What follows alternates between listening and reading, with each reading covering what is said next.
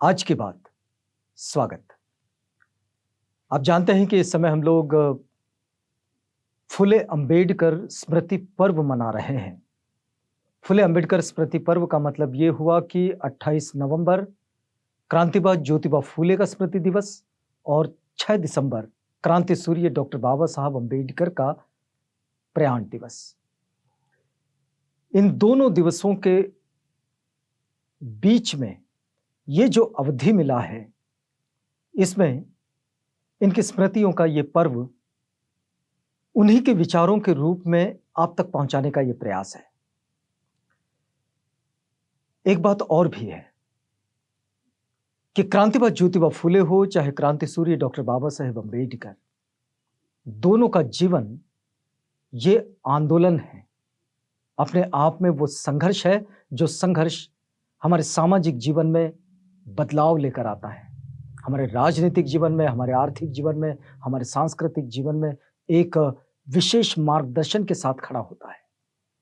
और इसलिए इन महामानवों के प्रति ये जो कृतज्ञता का भाव है, जिन्होंने हमारे देश को बेहतर बनाने के लिए अपना जीवन अर्पण कर दिया, तो उनके प्रति ये जो कृतज्ञता का भाव है, यही भाव इस वक्त आप तक पहुंचाने का ये प्रयास है।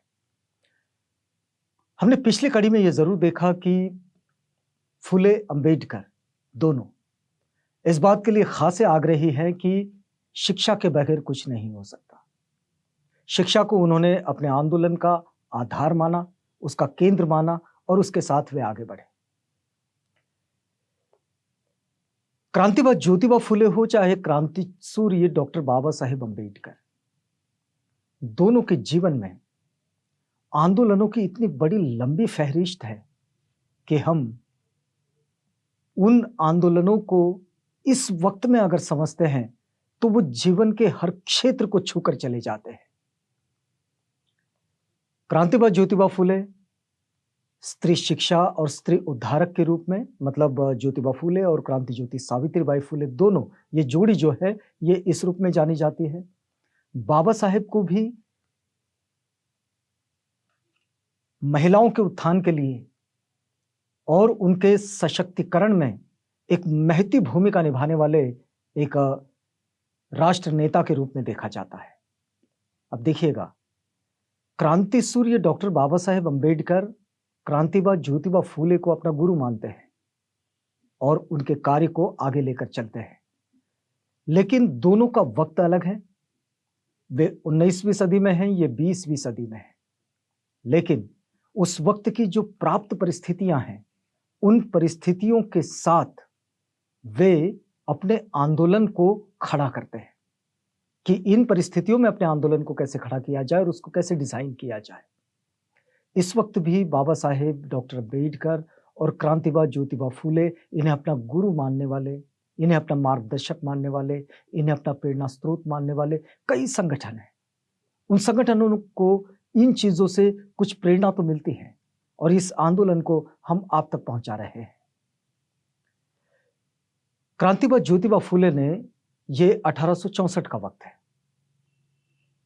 कि उन्होंने विधवाओं के लिए, मतलब विधवा वो विधवाएं हमारे यहाँ जिनकी स्थिति ऐसे बन गई थी कि छोटी छोटी बच्चियों की शादी बड़ी बड़ी उम्र के लोगों के साथ कर दी जाती थी।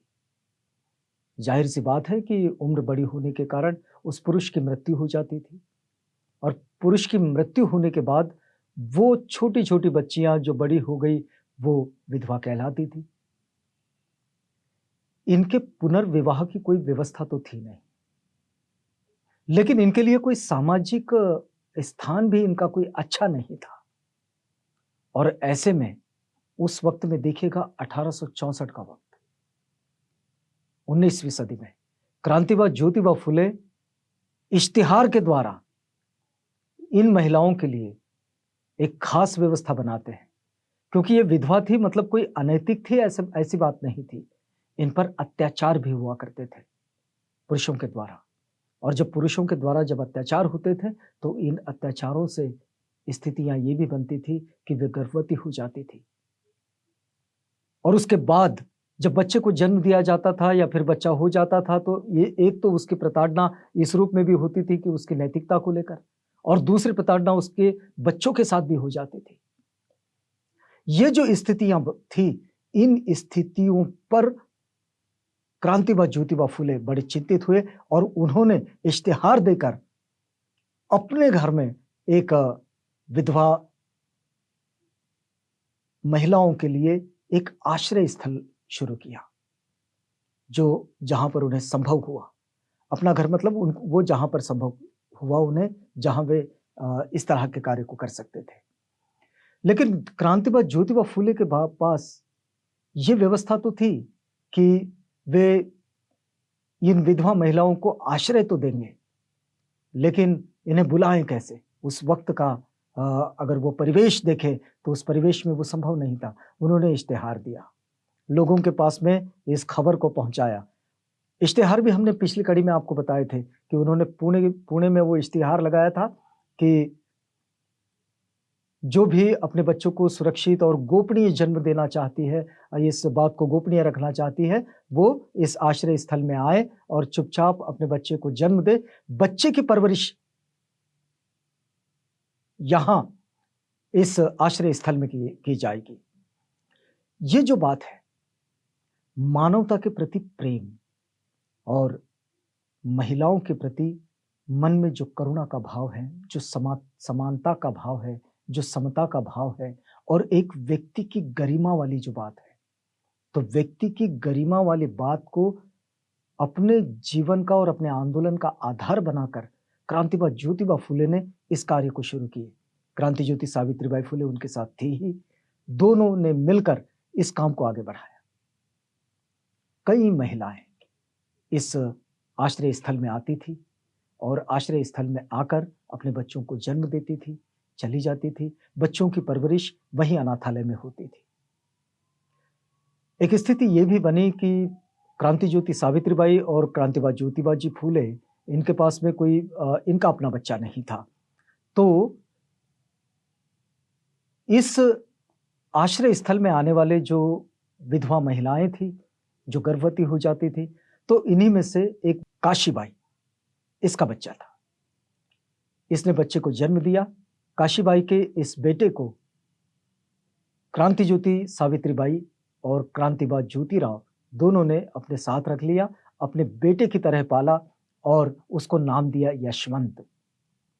तो इस तरह से समाज का जब पुनर्जागरण होता है, तो पुनर्जागरण में ये जो इन महामानवों की जो भूमिका रही, ये भूमिका सिर्फ कहने वाली भूमिका नहीं रही, बल्कि ये करने वाली भूमिका रही। इनके कृति में समाज सुधार था, इनके कृति में सामाजिक बदलाव था, इनकी कृति में सामाजिक क्रांति थी। इस बात को बाबा साहेब जब समझते हैं, ब्रिटिश गवर्नमेंट ने एक कमिटी बनाई। कमिटी इस बात के लिए थी कि जो पारंपरिक हिंदू कानून हैं, उन कानूनों में कुछ सुधार किया जाए, उन कानूनों को ठीक ठाक डिजाइन किया जाए, और उसके लिए वो सुझाव मांगने के लिए उन्होंने एक राव कमेटी का गठन किया था। इस राव कमेटी के गठन में जब ये बात, तो इस राव कमेटी ने जो सुझाव दिए, उसमें बाबा साहेब डॉक्टर अम्बेडकर ने एक बड़ा महत्वपूर्ण बिल पेश किया था, और ये बिल था जो सब जानते हिंदू कोड बिल के नाम से। ये हिंदू कोड बिल मूलतः क्या था?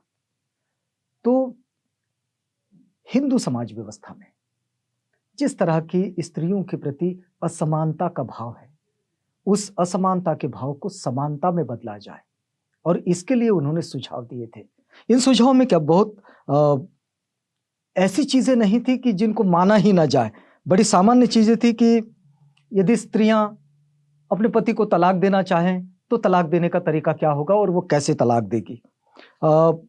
दूसरी बात, पति द्वारा पत्नी का जो भरण पोषण है, उस भरण पोषण की व्यवस्था कैसे की जाए, इस विषय में एक सुझाव हिंदू कोड बिल के द्वारा दिया गया। बिल का मतलब ये होता है कि वो जब तक कानून नहीं बनता तब तक वो बिल ही होता है। बिल पारित होने के बाद, बिल पास हो जाने के बाद फिर वो कानून बनता है। इसमें और एक व्यवस्था थी कि यदि कोई बच्चे को गोद लेना चाहे तो वो कैसे ले, इसके इसके लिए एक नियम। और इन नियमों को, इस तरह के जो नियम थे, और भी एक इसमें जो बात थी कि हिंदू महिलाएं जो हैं, इनके सुरक्षा के लिए, दूसरी बात इनके पारिवारिक सुरक्षा के लिए भी इसमें कुछ खास नियम जो बनाए गए, जो उनके हक और अधिकारों से जुड़ते हैं। मतलब जैसे कि संपत्ति में अधिकार की जो बात है, तो ये सारी चीजें इसके साथ जुड़ती है। और ये हिंदू कोड बिल, इसका क्या हश्र हुआ? हिंदू कोड बिल को नहीं स्वीकारा गया। वैसे हम आपको याद दिला देते हैं कि हमारे प्रथम प्रधानमंत्री पंडित जवाहरलाल जी नेहरू, वे तो इस बिल के समर्थन में थे। उन्होंने तो यहां तक कह दिया था कि यदि ये बिल पास नहीं होता है तो मैं अपने पद से इस्तीफा दे दूंगा। अब ये बात और है कि उन्होंने, ये बिल तो पास हुआ नहीं, लेकिन उन्होंने इस्तीफा भी नहीं दिया, ये बात दूसरी हो गई। लेकिन डॉक्टर राजेंद्र प्रसाद, सरदार पटेल, ये इस बिल के कड़े विरोधी थे, इसके बिल्कुल विरोध में खड़े थे। और बाबा साहेब इस बिल को जब लेकर आए तो बाबा साहेब का बड़ा विरोध हुआ। एक तो यहां तक कहा गया कि ये हिंदू समाज व्यवस्था में बिना मतलब का इंटरफेरेंस है, इसमें किसी तरह का इंटरफेरेंस नहीं चाहिए। अब आप बताइए कि क्या इस तरह के सुधार की जरूरत नहीं थी? लेकिन बाबा साहेब ने अपनी बात को बड़ी स्पष्टता से और बड़ी कड़ाई से रखे, बात मानी नहीं गई तो इस्तीफा दे दिए। आज हम देखते हैं कि हिंदू कोड बिल के कई अलग अलग प्रावधानों को अलग अलग समय पर हमने स्वीकार भी कर लिया है, लेकिन उस वक्त में उसका कड़ा विरोध हुआ। तो महिलाओं के प्रति ये जो क्रांति सूर्य डॉक्टर बाबा साहेब और क्रांतिवादी ज्योतिबा फूले, इनके मन में जो इनके उत्थान के लिए, मतलब पूरा महिलाओं के उत्थान के लिए इनके मन में जो आंदोलन है और इनके मन में जो भाव है, उस भाव को समझना बड़ा जरूरी है। क्रांति सूर्य डॉक्टर बाबा साहेब अंबेडकर महिलाओं के उत्थान के लिए उतने ही समर्पित है जितने क्रांतिवादी ज्योतिबा फूले हैं। और इसलिए फूले अंबेडकर स्मृति को अगर हम देखें और समझें तो इस चीज को भी समझना बड़ा जरूरी है। क्या इस वक्त में कोई ये कह सकता है कि जिस कारणों से, मतलब महिला की गरिमा, एक व्यक्ति के रूप में उसकी स्वीकारोक्ति, ये बात आज भी क्या इस प्रगतिशील वक्त में हमने स्वीकार की है? ये बड़ा प्रश्न है।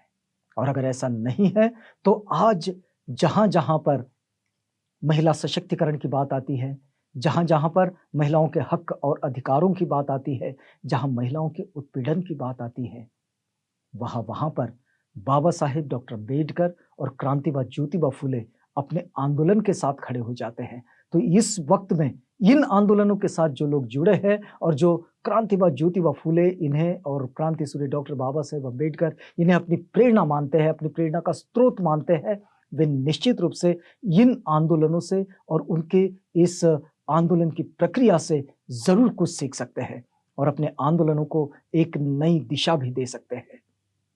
आज की बात में यहां रुकते हैं, कल मिलेंगे अगली कड़ी में।